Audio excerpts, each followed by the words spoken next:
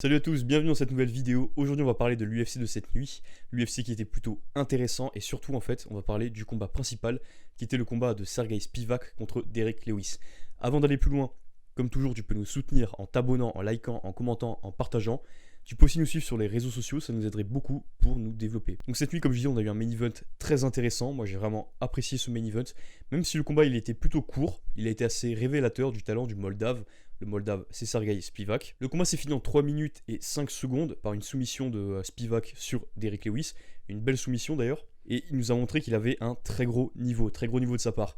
6 takedowns passés sur les 8. Je tiens à rappeler que c'est quand même en 3 minutes et 5 secondes. Il a quand même passé 6 takedowns, il en a tenté 8.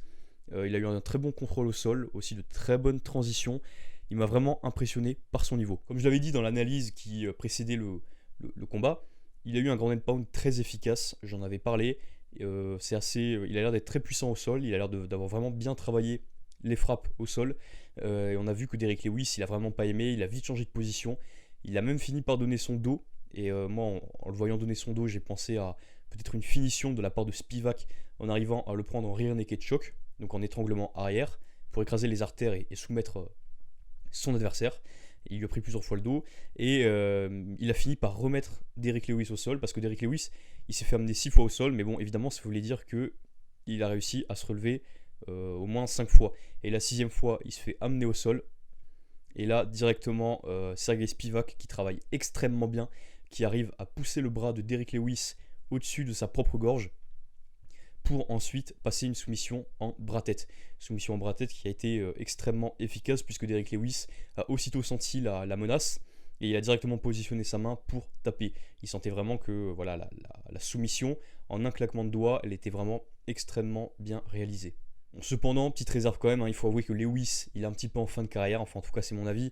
Il a 3 défaites d'affilée, il a 4 défaites sur ses 5 derniers combats, 3 défaites d'affilée par finition même, un KO contre Tuivasa, un TKO et une soumission maintenant contre Serghei Spivak.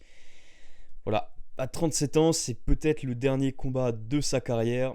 En tout cas, moi, si c'est le dernier combat pour lui, ça me surprendrait pas. J'avoue que j'aimerais bien le voir partir quand même sur une victoire, ce serait plus beau d'un point de vue sportif. Et puis voilà, quand même, il a une grosse carrière, il a porté beaucoup à la catégorie des poids lourds. Il a affronté de grands champions comme Francis Ngannou, il avait affronté Francis Ngannou, il avait gagné d'ailleurs. Bon, c'est un combat très, très peu intéressant, mais il a quand même gagné. Il a combattu contre Daniel Cormier, bon, même s'il a perdu aussi, il a perdu, donc voilà. Mais dans tous les cas, c'est quand même quelqu'un qui a fait de bons combats. Il a mis de beaux KO. Moi, personnellement, j'ai envie de le voir partir sur une victoire. Je pense que ce serait mérité pour lui après tout ce qu'il a fait plus ou moins pour la catégorie des poids lourds à l'UFC. Moi, par contre, à titre personnel, j'ai aussi hâte de voir la suite pour Spivak. Et franchement, la catégorie, elle devient vachement intéressante. Elle devient hyper intéressante. Il y a beaucoup de contenders sérieux pour le titre. On va avoir Jones qui va affronter Cyril Gane. Donc on a Jones, Gane. On a Aspinall aussi. Il faut voir la suite pour lui. Pavlovich, Miocic qui peut revenir. Blades qui est toujours là. Il faut se méfier. Et enfin, on a Spivak. Donc moi, dernièrement, je trouve que l'UFC, j'en avais parlé plusieurs fois et je réinsiste là-dessus, l'UFC devient d'un point de vue sportif de mieux en mieux. Les combattants sont de plus en plus complets, ils sont meilleurs, enfin les nouvelles générations de combattants sont vraiment extrêmement bons. Vous pouvez prendre par exemple un Shavkat Rakhmonov, voilà, c'est un monstre. Mokaev, c'est un monstre. Ilia Topuria, il est hyper complet aussi.